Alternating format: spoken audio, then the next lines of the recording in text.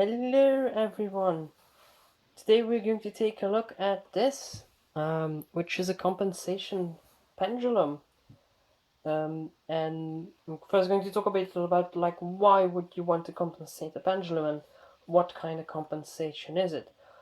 Well, the thing is that most materials, if you heat them up, they expand, so they get longer. So in this case, in case of a clock, where your constant is the length of the pendulum, it's kind of not really handy to have a temperature variation. So they found some ways of um, getting getting around that, and this is one of it, which is using two different kinds of metals. There are other examples out there, like the Mercury pendulum. Or another solution is to just use a material with an expansion coefficient of almost zero, which is invar and which is what they started using later on. Just going to be clear, this isn't an original compensation pendulum. They used to use totally different materials. This one is made using brass and steel, but it's kind of the same concept. So yeah, the way this basically works is if I turn it around, you can see that the pendulum is attached to a brass bar and the rest is brass and iron, which is just a bit for the looks. Because basically how this works is the brass is the one material with the highest expansion coefficient of the two. So, and the brass rod is loose. So what basically happens is the brass rod will expand and the pendulum will go down, making the clock run slower. But because the iron, or the steel in this case, is attached here, and has a lower coefficient, it will push the whole thing back up, counteracting the uh, the brass rod that made it go down.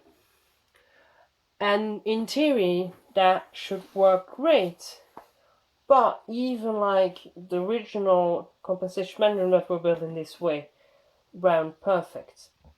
So that was why they start using for searching for another metal, and that's when Invar was introduced. And Invar has like a coefficient that's almost it's it's neglectable.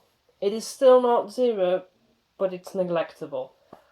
On the other hand, like I said earlier, there are mercury-based pendulums, like compensation pendulums, and they work by having two vials of mercury. It doesn't really have a bob like this, but on the bottom of the pendulum it has two vials of mercury, and basically what happens is the material will expand because of the heat, and then the mercury in the vials will rise, making it so that the weight on the other side of on the underside of the pendulum, like the center point of gravity gets higher.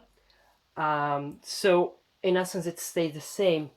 The only problem about a pendulum, like a mercury pendulum, is that it takes a lot of fine tuning to get it right. But in the end, if you get it right, it's set. It's good.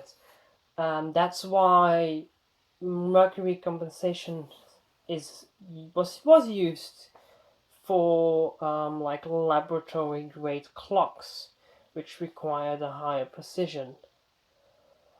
But yeah, of course, these days that is all not necessary because now we have atomic clocks, um, we have the radio controlled clocks, we have GPS that can deliver us an accurate time.